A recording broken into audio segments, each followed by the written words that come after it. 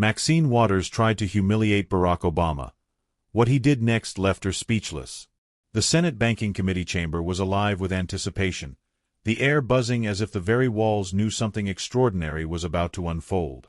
Rows of polished wooden desks reflected the glare of television lights, and cameras whirred softly as networks prepared to broadcast every second of the hearing. At the center sat Congresswoman Maxine Waters, her presence commanding, her posture unbending. For more than 3 decades she had been a titan of Washington's financial policy, a formidable force who could silence opponents with little more than a sharp word. Today, she entered the room like a queen taking her throne, prepared once again to dominate. Her eyes briefly scanned the nameplates at the dais. When they landed on one, a faint smirk tugged at her lips. Barack Obama. To her, the former president was a gifted orator, a man of lofty speeches and grand visions, but not someone who had waded through the trenches of financial regulation as she had. She had faced down Wall Street CEOs, bent Treasury secretaries to her will, and steered policy through storms of opposition. Against her, she believed, Obama's calm professorial style would crumble. She adjusted her microphone, savoring the weight of the moment. Millions were watching on television. This was her stage, her arena, and she was ready. "Mr. Obama," she began, her voice sharp, dripping with condescension, "I'm genuinely curious. What exactly qualifies you to lecture this committee on the complexities of financial regulation? Perhaps your time in the White House taught you something, though from where I sit, it seemed filled more with speeches than substance. Did your background in constitutional law cover the realities of banking, or were you too busy chasing abstractions to deal with economics?" The chamber rippled with murmurs. It was a deliberate strike, designed to belittle him, to reassert her dominance before the hearing had even begun. Her allies exchanged approving nods. Waters had landed the first blow. But Obama did not flinch. He didn't smirk, didn't bristle.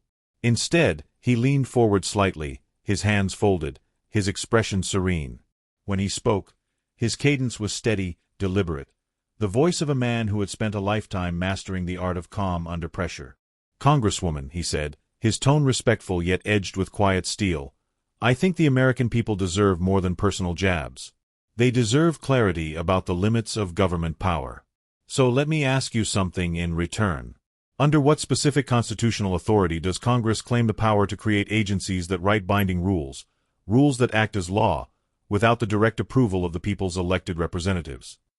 The words dropped like a stone into a still pond, rippling outward in stunned silence. Waters blinked. This wasn't what she had expected. Most opponents stumbled when confronted with her experience, retreating into weak defenses. Obama had done the opposite. He had seized the initiative with a question that went to the heart of her authority. She straightened in her chair, irritation flashing across her features. "Don't lecture me on constitutional authority," she snapped. "I've been defending the Constitution and protecting American families for over 30 years while you've been delivering speeches. I live in the real world."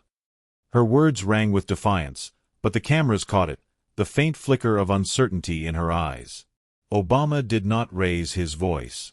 He simply reached into his jacket pocket and withdrew a small, worn booklet, a pocket constitution.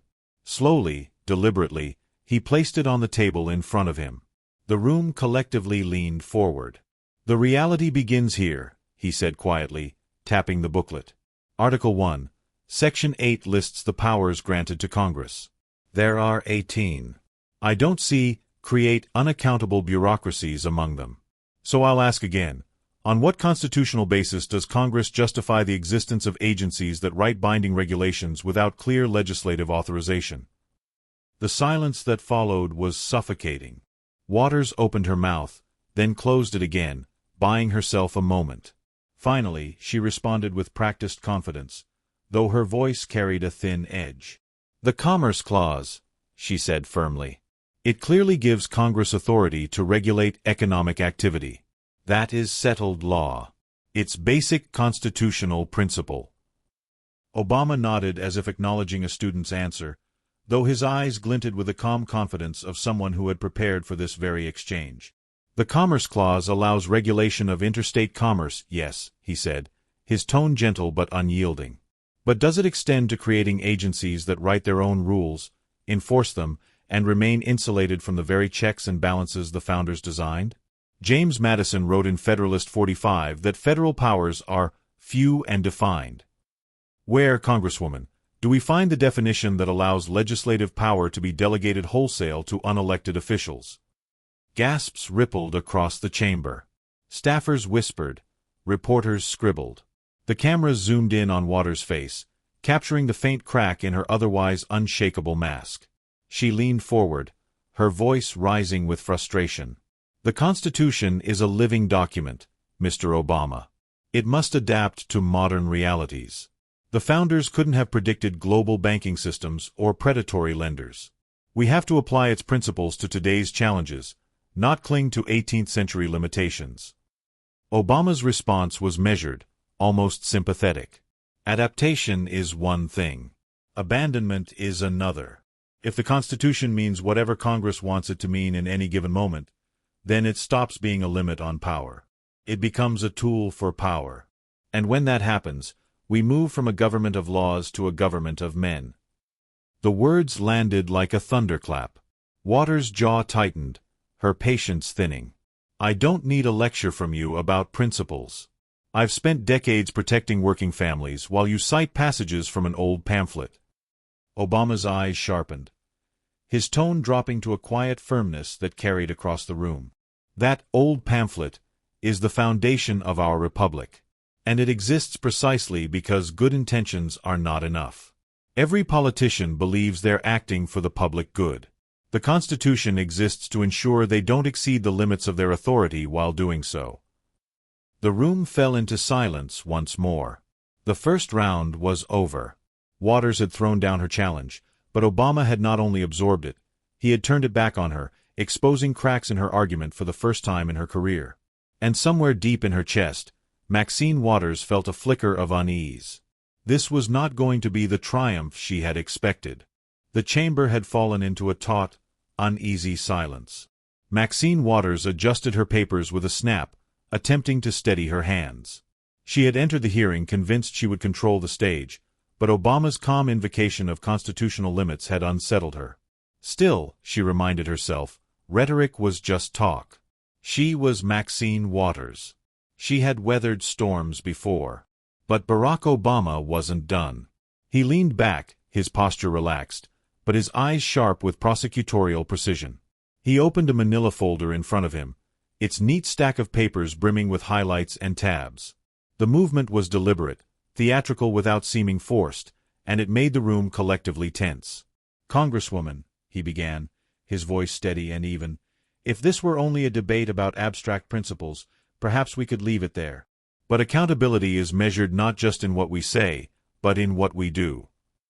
He pulled a sheet from the folder, glanced at it, then lifted his eyes to hers. "In 2008, during the financial crisis, you arranged a meeting between Treasury Department officials and representatives of One United Bank." Gasps rustled through the chamber. Even those unfamiliar with the details knew the name. Obama continued. "What wasn't disclosed," he said, pausing just long enough for the cameras to zoom in, "was that your husband held approximately $350,000 worth of stock in that same bank. Weeks later, One United received $12 million in bailout funds. That bailout saved the institution and preserved your family's investment." Waters' face stiffened, her lips thinning into a hard line. She leaned into her microphone, her voice sharp but already defensive. "That is old news, Mr. Obama. The House Ethics Committee reviewed that matter thoroughly and cleared me. You're wasting the committee's time with recycled allegations." Obama didn't flinch. He calmly flipped to another tabbed document, holding it between his fingers like a professor about to cite from a casebook. "With respect, Congresswoman, the Ethics Committee didn't erase the facts.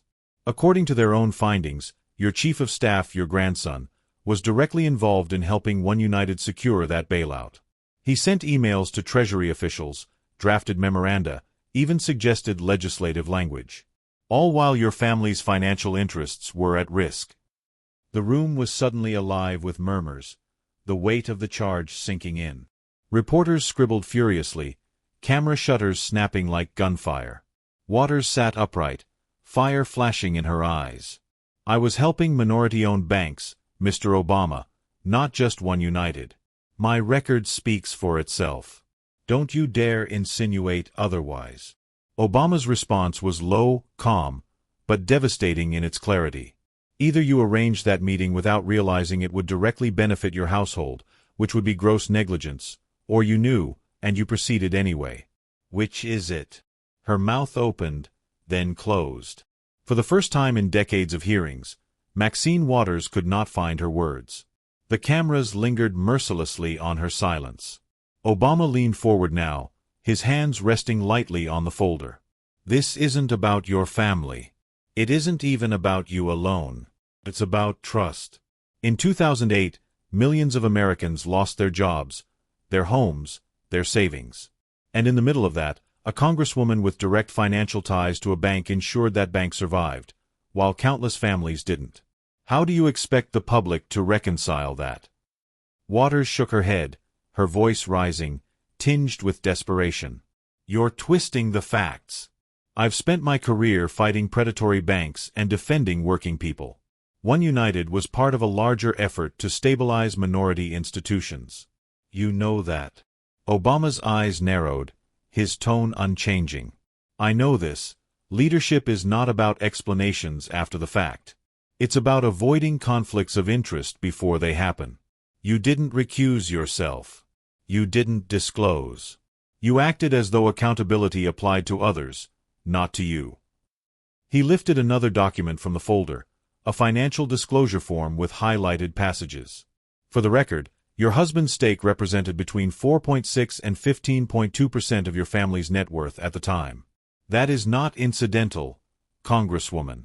That is significant. The air in the chamber grew suffocating. Even her allies avoided eye contact, their earlier nods of support replaced by tight-lipped unease. Waters' voice cracked slightly as she shot back. My family has done nothing wrong. I will not sit here and allow you to smear them for political theater. Obama's reply was quiet, surgical. I'm not smearing. I'm reading. Public records. Ethics reports. Financial disclosures. Facts, not speculation. And those facts suggest that while ordinary Americans bore the cost of the crisis, your household benefited. The words landed like a hammer. The chamber sat frozen. Waters exhaled heavily, gripping the edge of the desk. This is beneath you, Mr. Obama. I expected more. Obama shook his head slightly, his voice steady. What's beneath any of us, Congresswoman, is using public office in a way that creates even the appearance of private enrichment. That is how public trust erodes. And when trust erodes, democracy weakens. The silence that followed was more powerful than applause. The woman who had walked in ready to dominate now sat visibly shaken, her aura of unshakable authority fraying under the weight of facts she could not dismiss. Obama closed the folder softly, his gaze unwavering. We can disagree on policy, Congresswoman. But we cannot disagree on principle. And the principle is this: public service is not a family business. The chamber was silent except for the faint hum of cameras. Maxine Waters sat stiff, her hands clasped so tightly her knuckles turned white. The confidence she had carried into the hearing was gone, replaced by visible strain. Barack Obama did not gloat. He didn't raise his voice or flash a triumphant smile. Instead, he leaned forward with that calm professorial tone that had carried him through the White House briefing room, town halls, and international summits. Congresswoman, he said, I respect your years of service. I respect your passion for protecting working families. But service without accountability becomes self-service. And that is not what the Constitution envisions. He lifted his pocket Constitution once more, holding it gently between his fingers. This little document is not perfect. It has been stretched, amended, even misused at times. But it remains the guardrail of our republic. When leaders believe they can bend it to suit their goals, no matter how noble they claim those goals to be, they weaken the very trust that allows democracy to function. The words weren't loud, but they carried weight. Waters, desperate to reclaim the narrative, interjected. I will not be lectured on democracy by someone who no longer holds elected office.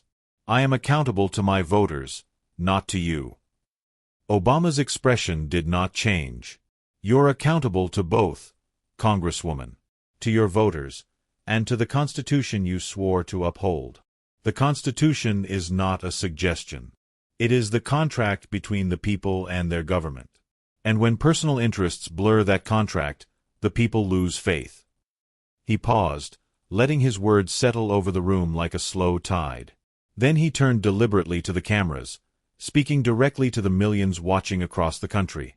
Folks, this isn't about left or right. It isn't about who wins an argument in this chamber. It's about whether we still believe in a government of laws, or whether we accept a government of convenience. If we excuse conflicts of interest because the intentions were good, then we open the door to corruption by anyone who claims virtue. A murmur spread through the audience. Some nodded, others sat stunned, but no one looked away. Obama continued. Public office is not a family business. It is not a personal safety net. It is a public trust. And every time that trust is broken, even in appearance, it frays the bond between the people and their leaders. We cannot afford that. Not now. Not ever. Waters' face was drawn, her eyes flashing with frustration but offering no rebuttal. She had tried every tactic: authority, dismissal, indignation. None of it had withstood the steady, relentless force of Obama's constitutional argument and ethical reminder. Obama closed the folder in front of him with a soft snap. The founders knew power corrupts. That's why they gave us checks, balances, and limits. No one, not presidents, not congresswomen, not senators, is above the law. Not me. Not you. Not anyone. The room erupted, not in wild applause, but in a low, rolling hum. Some clapped. Others whispered. Reporters scribbled furiously. The cameras lingered on Obama's calm expression, then shifted to Waters' stiff posture, her legacy visibly dented. The gavel struck. The hearing adjourned. As Obama gathered his papers and slipped the pocket Constitution back into his jacket, a young staffer whispered, "That was extraordinary." Obama gave only a faint smile. "It wasn't extraordinary," he murmured. "It was necessary." He walked out of the chamber, leaving behind a shaken Congresswoman, a rattled audience, and a nation reminded that principles, not power, are what keep democracy alive. If you enjoyed this story, don't forget to hit the like button and subscribe for more. Share your thoughts in the comments, and see you in the next video.